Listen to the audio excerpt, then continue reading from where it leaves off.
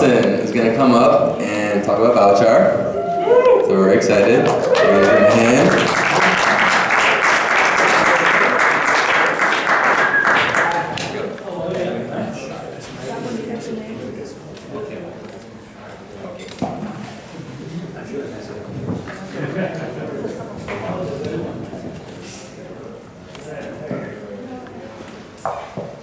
I often start my presentations with some kind of crazy item what we're going to speak on, like perhaps the effect of radio polarization on speckle in a nanometer, a laser operating at 450 to 520 nanometers. And I said, usually I have these papers, I said, oh, I got papers. But I wanted, the subject is biochar, as you can obviously see. A little history of how I started with biochar. I'm an engineer, mechanical engineer. Became very concerned about the global warming problem and the need to transition out of the fossil fuels. And you'll never get away from fuels, so the question is what are we going to use for fuels? And biochar fuels have kicked up very quickly. That's biodiesel, forget about ethanol from corn. So red gross loser if you've ever looked at the accounting on that. But there's other things we can make ethanol from. But as you look at all of these crops which produce biofuels are, you very rapidly see that they all are subtropical in nature. And I thought, wow, Florida is the ideal place to grow biofuels. And then I hit smack and dab into the problem that we don't have any soil in Florida. And was, let's see if I did this right now. Okay, let me go back. Okay, and you know what biochar is. It's already been discussed there. But as I was thinking of this problem with the soil gnawing around my head, one Sunday I happened to just bump into a documentary on TV called The Secret of El Dorado. And it told the story of, actually it was a cousin of Pizarro. Okay, we'll do. Cousin of Pizarro, and they had sent him to look for food out of Peru, so he went east, and they hit the headwaters of the Amazon, which was terrible, terrible country. They ended up eating their horses, their dogs, everything. And eventually worked their way through, and they finally got into some rivers. Now, in those days, a lot of people didn't write, but they did have a scribe with them. And as they went down the rivers, they started recording what they were seeing, and one of the things they were finding was huge cities. We're not talking about towns, we're talking about cities. Sometimes they would travel down the rivers and they would go several miles by a city. And they finally made their way back to Europe, and they told these magical stories that they'd seen, and they went down as liars. And from that time on, history recorded them as liars because it was known that the soil in the Amazon is so bad. Oops. There. The soil is so bad, you can't grow enough food to feed that many people. On the left is typical soil from the Amazon. On the right is a material called terra preta. The language in Brazil is Portuguese. Terra makes a lot of sense. We all know that means earth. But rather than use a negra like Spanish, they use preta for black. So that's called black earth. And so we went on thinking that Oriana and his group were all liars until the late 90s. Nobody flew across the Amazon because it is such a large thing, nothing but the largest planes could fly across it. Commercial planes wouldn't do because they just went to city to city to city. And the military wouldn't have any reason to fly there, so they didn't do it either. But then in the late 90s, satellite views became available. and they began seeing patterns in the jungle, the Amazon jungle. And up until then, the archaeologists had never gone into the jungle because nobody ever lived there. And these patterns were circles, straight lines, long straight lines, things of that nature. And they began going into the jungle, and they found amazing things. They found canals and bulwarks, and of course, you know about some of the buildings and that, but even then there was a lot of groundworks that were becoming very, very obvious to people. And one of the things they found was very rich soil in places. They were obviously man-made. They had pottery shards in them, they had fish bone in them, and they sometimes were just a couple of hectares. They sometimes were as much as 100 hectares. And once you find something like that, you say, what makes it so good? So they did the samples, and when they did the analysis, it came back, the magic ingredient was nothing more than charcoal. Just plain charcoal. And they started to think about it, and they got what a friend of mine calls flat 4-H syndrome, which stands for, of course. Now, what you get from all these benefits of biochar, and the way that it does it, is that it's a straight mechanical process. Biochar, of all of the materials common on the surface of the earth, is the most porous. Okay. When you have pores, you also have surfaces. You probably never thought about it, but you can't have a hole without a surface surrounding it. Okay. So what you've got in plant material is the same thing we've got in our bodies. There's lots and lots and lots of channels and pathways and that for fluids to move around. And when you make giant biochar, you heat it up in the absence of air, and all of the volatile material is driven off, and what you've got is a structure that remains, and that structure continues with all of those channels. It's just a huge, huge amount of surface area in biochar. In fact, I just recently read a analysis where it says a teaspoon of biochar has about 53,000 square feet in a surface. So, and as all of you have probably dusted a house at one time or another, and you get amazing that you go to dust, and even the vertical surfaces have to be dusted. It's a nature and physics that surfaces attract things to it, and that's what's happening in biochar. That's what makes it a great filter material, and that's why it works so well for us. Now, what it does, I mean, it adds nutrients when it's new. Obviously, there's some there. It holds nutrients. I'm going to get here to see a little bit better. It holds nutrients. What that benefit is, first of all, when you throw fertilizer down, whether it's organic fertilizer, chemical fertilizer, or whatever, the water's going to come away, the rain's going to come away, and it's going to wash it away. And it's time to add more fertilizer, and add more fertilizer, and add more fertilizer. And not only that, but all that fertility is ending up in our waterways. And we get all the problems we've got. How many of you know about what's going on in Brevard County with the river over there? It isn't a river anymore, it's commonly called sewer. It's so bad. But it holds water also. All of those chores fill up with water, and you've got a reserve of water being held for your plants to use when they need it. But it doesn't make the ground soggy. It's a really neat technique. It's like a reserve there. It's only being held. Remove CO2 from the air. Every time that you make biochar, of course, there's the carbon that's left over. That was made from the CO2 that was in the air originally. And another thing that they're doing with it now, they found that it's a very good adsorbent. That's a neat word. AD instead of AB. We know about absorbing, like a sponge absorbs water. But there is adsorb, which means it collects to the surface. They're putting it in landfills now, and it is gathering all of the methane that's being created, and it goes into the biochar instead of being released in the air. And it's permanent. One of the nice things. Everything else we do in gardening, it seems like we do something and sooner or later we got to repeat it. Not true in biochar.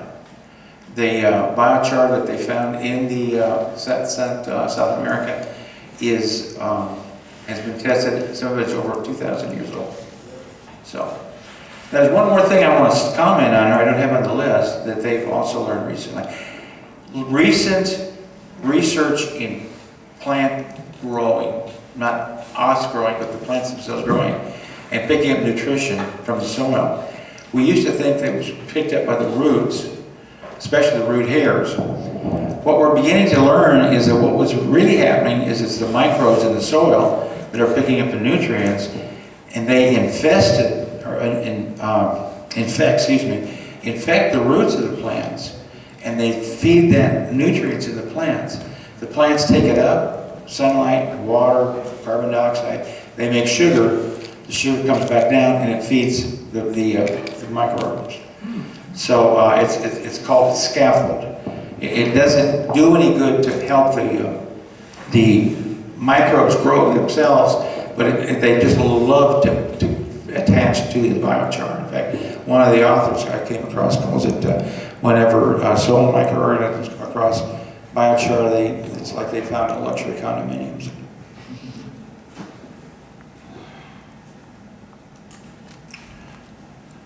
An example.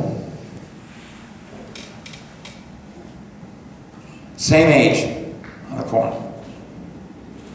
That's kind of what you get. What you get here, you don't realize until you think about it, is you're getting a continual feeding. If you, I tell people, I'll talk about roses for just a moment.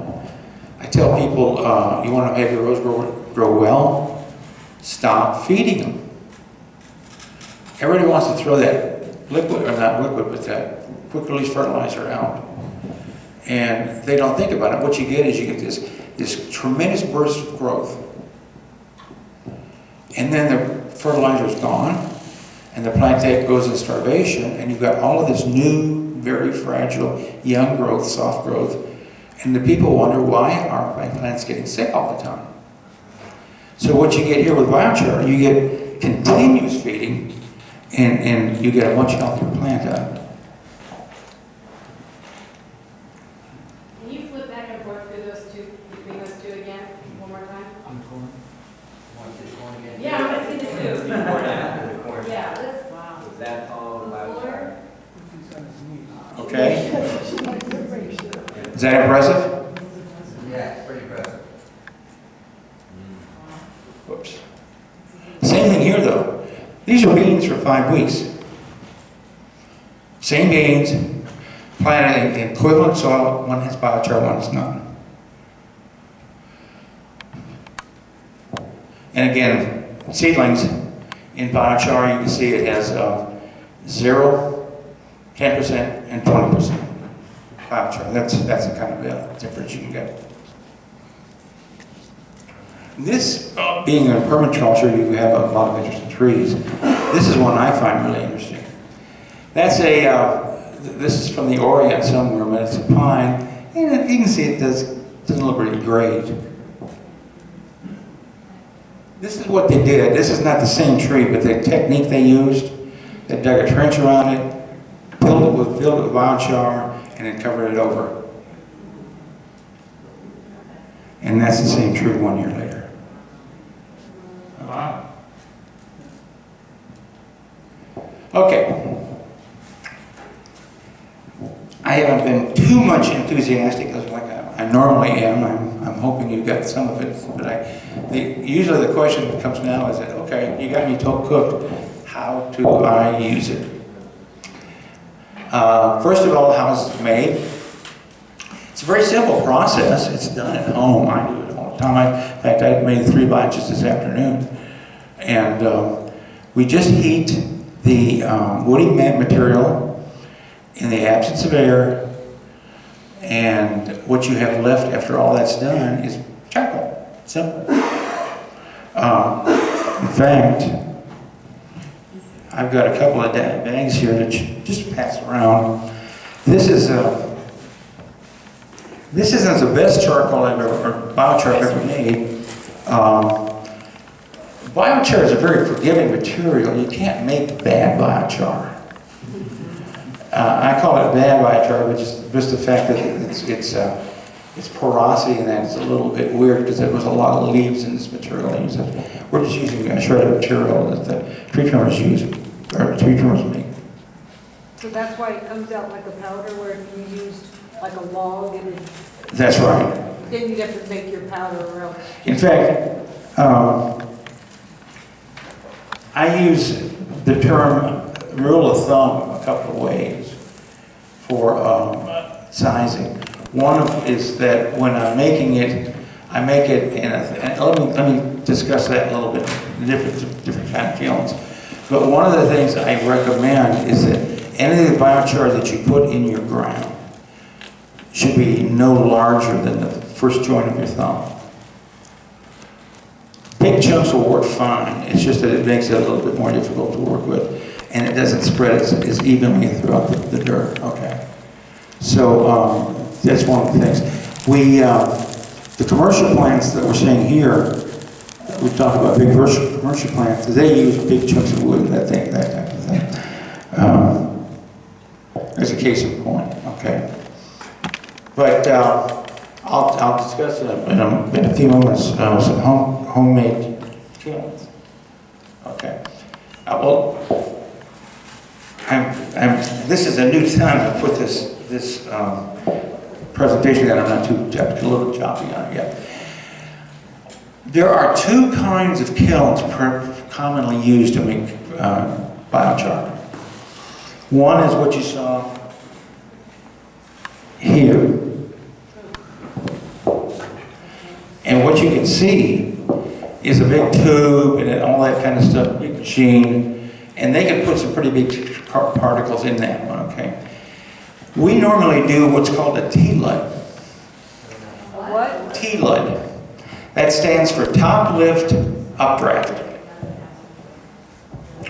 And we've got, we're going to have a workshop and shortly, in a few weeks, and we're going to make some T-luds for anybody that wants to be there, okay?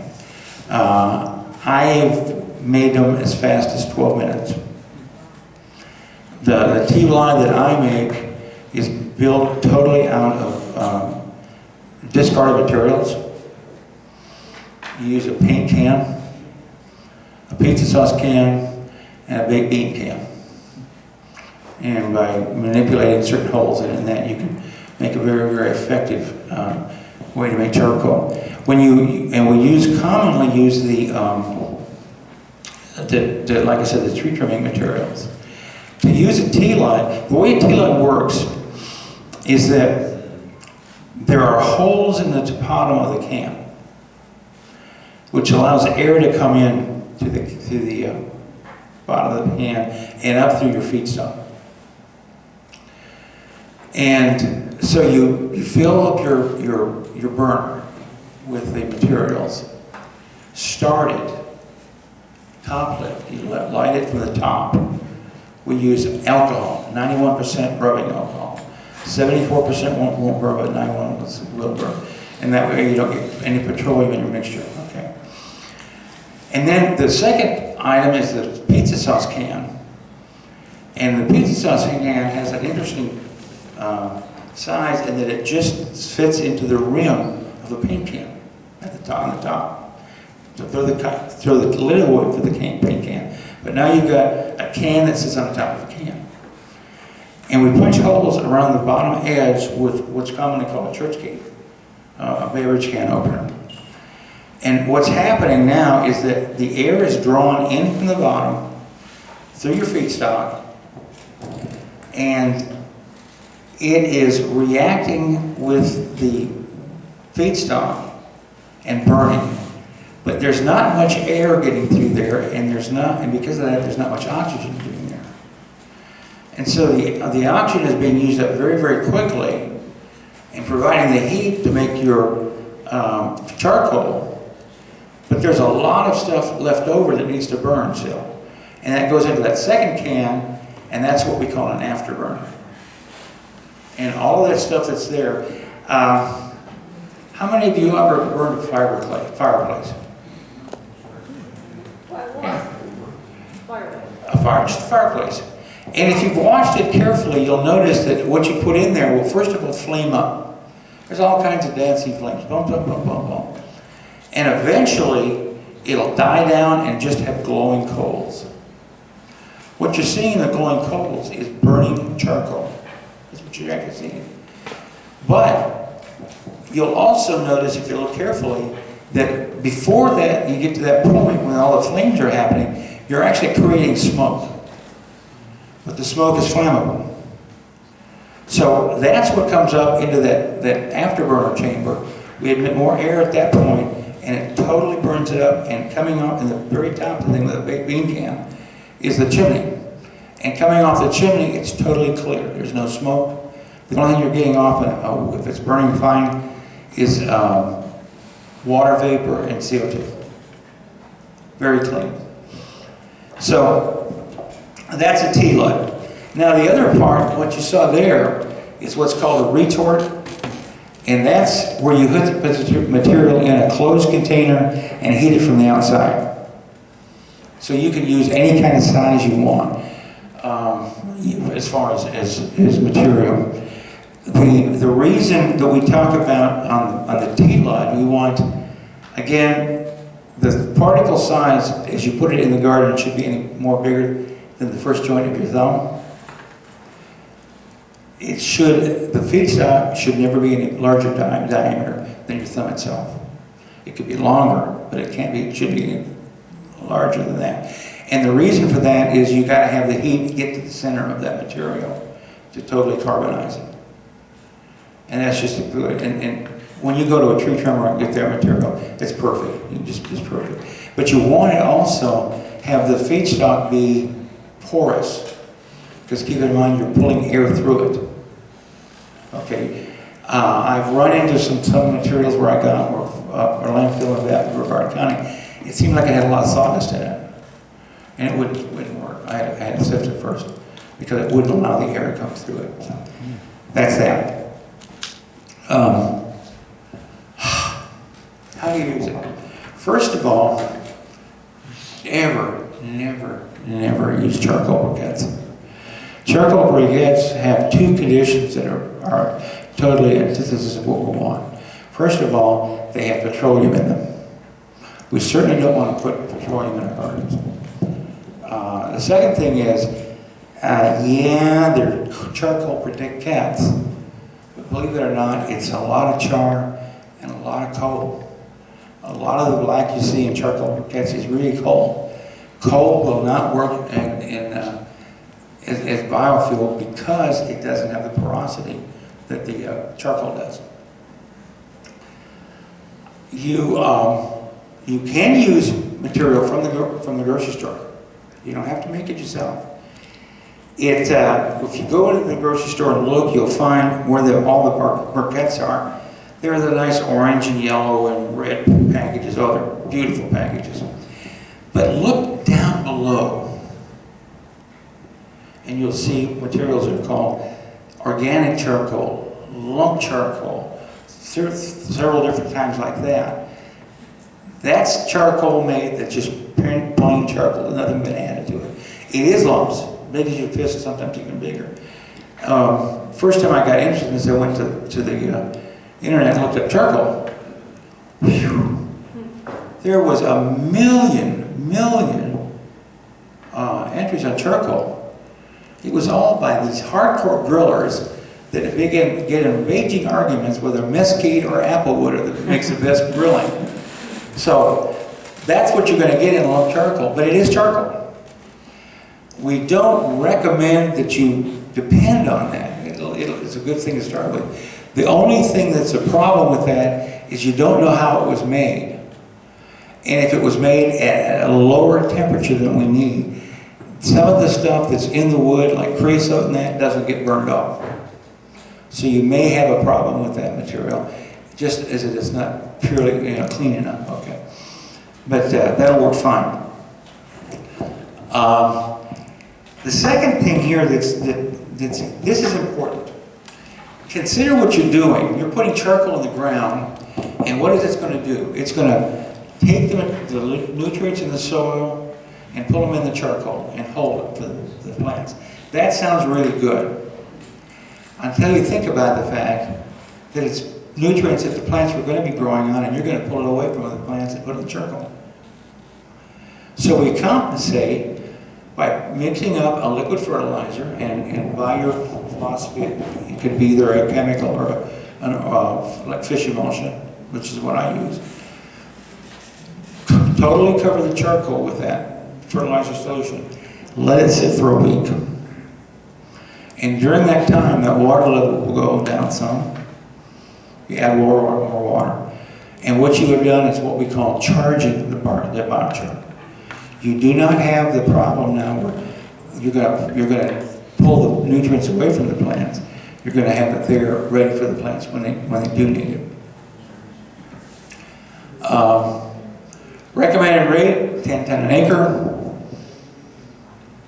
Kind of hard to figure out. Converts to anywhere from about a cup per square foot is what it converts to. Should be granular. This is part I'm talking about. Small particles, not necessarily powder. It's an interesting thing, and also with biochar or charcoal itself. You can grind it in a very, very fine powder, and it still has tremendous absorption capacity. It doesn't have to be particles, little tiny particles. Some of this stuff is pretty fine, and that's going around. And of course, it's best if worked in the soil. It doesn't have to be. A lot of times it's put out on the surface of the soil. It'll work much better if it's already in the soil working. But if you have to, around trees or something like that, you'll have to put it as powder. Or not, put it on the surface of the soil. Some of us are starting to work with another process. It's certainly not necessary, but we're working with it to extend it even more so when we're talking. Not only are we charging, but we're inoculating. And case in point, some of you may know what soil blaster, which is a granular material that has all kinds of soil microbes mixed in it. It's a black powder.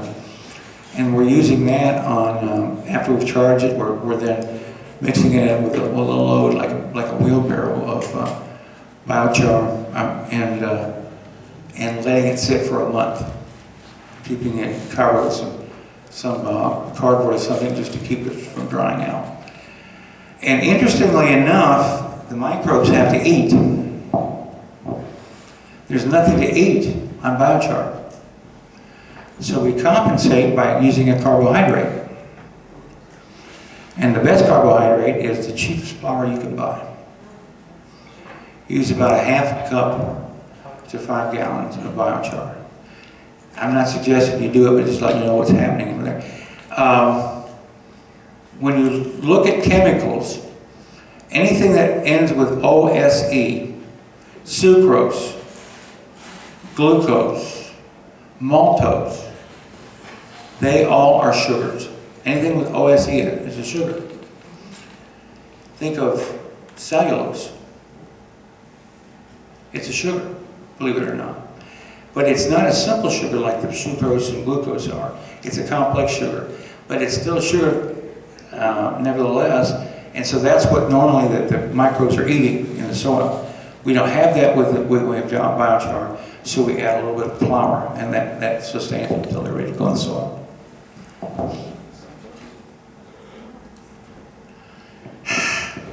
This doesn't have a thing to do with biochar, but I like to get it in there. I love this material. It's considered organic, and by some it's considered non-organic by some. You can buy it commercially. It's very cheap. It's the cheapest way to buy nitrogen. 46% nitrogen in urea. It is exactly the same material you get from staple bedding. The difference it isn't considered organic by some people is that it has to be made in a chemical factory. And of course with that you've got air pollution and all that kinds of things that come off. However, it's philosophically you've got to kind of consider it. I look upon the amount of pollution is created for a bag of this compared to how you have to drive somewhere and get cow manure and all that you're putting in the air for driving, so you got a balance goes on all the time. But I want you to just let you know that's something to consider. Your plants can't see it. When you put it down, it's like a little white pill, and it dissolves very, very rapidly.